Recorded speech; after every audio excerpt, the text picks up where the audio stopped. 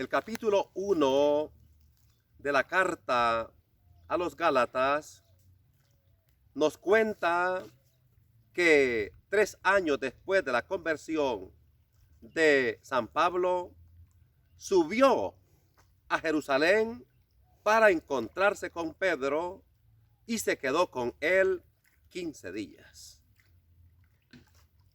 Y curiosamente, siempre Gálatas en el capítulo 2 nos dice que expresa el apóstol Pablo el espíritu que asistió a Pedro en el apostolado con los judíos es el que me asistió a mí en el apostolado con los gentiles.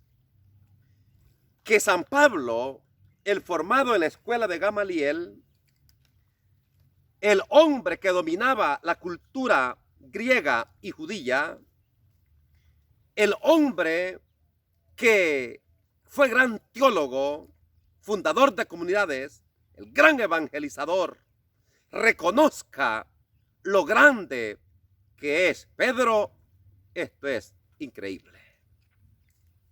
Y seguramente reconoce lo grande de Pedro a partir de lo que nos dice el evangelio de este día.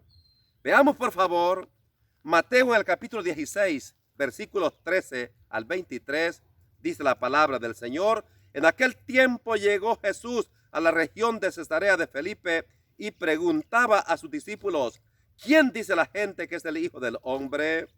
Ellos contestaron, unos que Juan Bautista, otros que Elías, otros que Jeremías o uno de los profetas. Él les preguntó: ¿y vosotros quién decís que soy yo? Simón Pedro tomó la palabra y dijo: tú eres el Mesías, el Hijo de Dios vivo. Jesús le respondió: dichoso tú, Simón, hijo de Jonás, porque eso no te lo ha revelado nadie de carne y hueso, sino mi Padre que está en el cielo. Ahora te digo yo, tú eres Pedro, y sobre esta piedra edificaré mi iglesia, y el poder del infierno no la derrotará. Te daré las llaves del reino de los cielos. Todo lo que ates en la tierra quedará atado en el cielo, y lo que desates en la tierra quedará desatado en el cielo. Y les mandó a los discípulos que no dijesen a nadie que él era el Mesías. Desde entonces empezó Jesús a explicar a sus discípulos que tenía que ir a Jerusalén y padecer allí mucho por parte de los senadores, sumos sacerdotes y letrados, y que tenía que ser ejecutado y resucitar al tercer día. Pedro se lo llevó aparte y se puso a increparlo. No lo permita Dios, Señor. Eso no puede pasarte. Jesús se volvió y dijo a Pedro: quítate de mi vista, Satanás, que me haces tropezar. Tú piensas como los hombres, no como Dios. Palabra del Señor. En este mundo hay 5 grandes religiones y hay miles de iglesias. Pero hoy el Evangelio nos dice textualmente que Jesús fundó una iglesia. Mire usted el proceso. En el Antiguo Testamento, la roca es Dios. En el Nuevo Testamento, la roca es Jesús.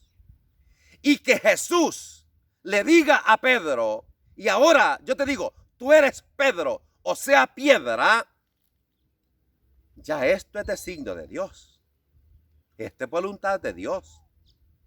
Y yo no puedo hacer menos que aceptarlo. Y a renglón seguido, 3 grandes promesas.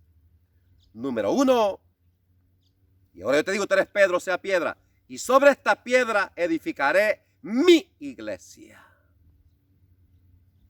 Que Jesús llame a Pedro piedra y que sobre él funde la iglesia,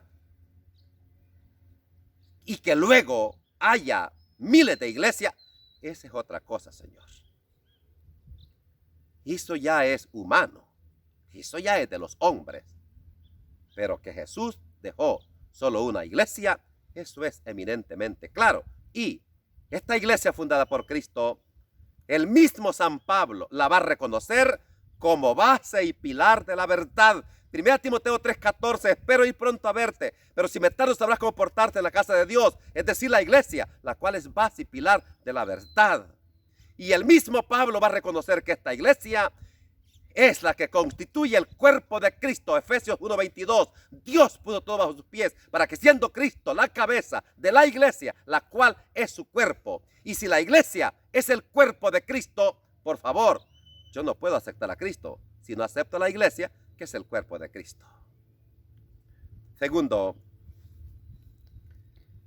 le dice, lo que ates en la tierra quedará atado en el cielo, y lo que desates en la tierra quedará desatado en el cielo.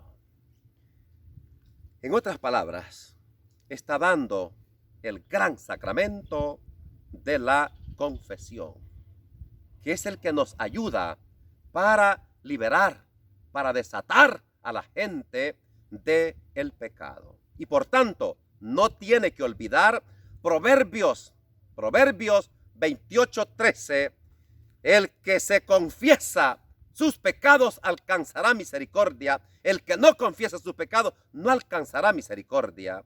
Y no tiene que olvidar Juan capítulo 20, Juan 20:23. Jesús dice a los apóstoles, que eran hombres, que eran mortales, a quienes ustedes perdonen, queden perdonados, y a quienes no libren de sus pecados, les queden atados. Y no olvide Santiago 5:17, confiésense los pecados unos a otros, y no olvide la gran promesa a Pedro. Y ahora yo te digo, tú eres Pedro, sea piedra, y sobre esta piedra edificaré mi iglesia. Y agrega, lo que ates en la tierra quedará atado en el cielo, y lo que desates en la tierra quedará desatado en el cielo.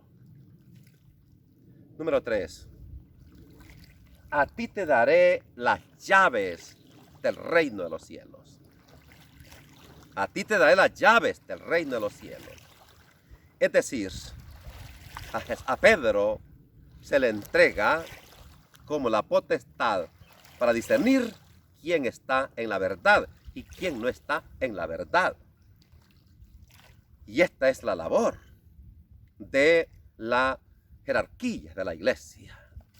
Y por eso hay un papa, hay cardenales, hay grandes teólogos, que su misión es tener esa llave, tener la sana doctrina para encaminarnos hacia el reino celestial. Que la bendición de Dios Todopoderoso, Padre, Hijo y Espíritu Santo descienda sobre usted y permanezca para siempre. Amén. No olvide hacernos el favor de suscribirse, tocar la campanita y compartir y unirse a este granito de arena evangelizador.